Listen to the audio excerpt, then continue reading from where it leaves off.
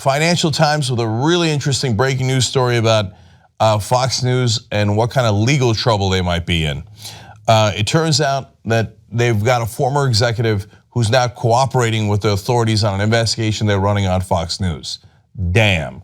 So let me give you the details here. The former chief financial officer, that is a big executive, the CFO of Rupert Murdoch's Fox News channel, has been offered immunity from prosecution by government lawyers investigating payments to women allegedly harassed by Roger Ailes, the network's former chairman, according to people briefed on the case. So, look, when they start getting witnesses to flip, that means they're close and they're closing in. They're not going to offer immunity unless they're looking for a significant issue and a significant crime, and they're looking for a bigger target. So, more from the Financial Times. The full scope of the government probe is unclear, but authorities are looking into whether Fox News allegedly misled investors by concealing multiple financial settlements with former employees. Uh-oh. Now you're supposed to let your investors know what your, all the things that are material to that company and to that stock, including significant liabilities like sexual harassment lawsuits that might happen, that have already happened and have been paid off, and how they might be the tip of the iceberg. There might be further liability down the road. You can't hide that from your investors, the people who, the shareholders who actually own the company. That's illegal.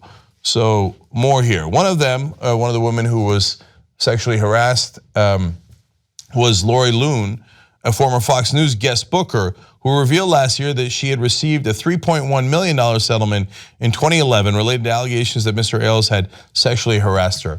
Look, we did the details of that story in another instance, and sexual harassment is terrible and despicable. What happened to Lori Loon is at least that and far, far more. He actually wound up sleeping with her and intimidating her and just following her throughout her career in terms of continual intimidation into sexual acts that she did not want to do.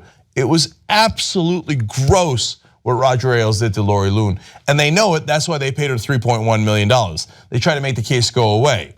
Now, if you do that legally and you say, okay, here was a case, we settled it, and it's in the papers here, that's fine, okay? Now, it's not fine that you did it in the first place, but it's fine in terms of reporting.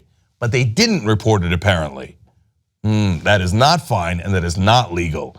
So finally, Financial Times says the Loon payment was not disclosed to 21st Century Fox investors, and federal prosecutors have offered Mr. Kranz, that's the chief financial officer, and at least one other former executive immunity from prosecution in return for their cooperation, people briefed on the case said.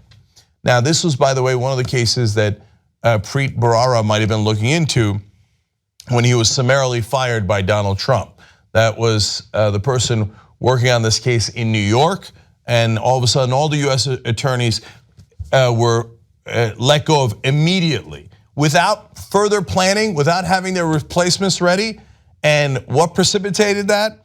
A segment on Sean Hannity's show on Fox News where he said Donald Trump should immediately purge all of those US attorneys that were left over by Obama. He should do it right now. We showed you that clip on an earlier show as well. And all of a sudden Trump, as usual, watches Fox News, responds, and immediately purges all those prosecutors. But that case remains. So we'll see what they do with it. We'll see if they wind up trying to bury the case. But for the moment being, that case apparently still in pending and in significant investigations, and now with immunity deals, they might be close to a resolution on that case.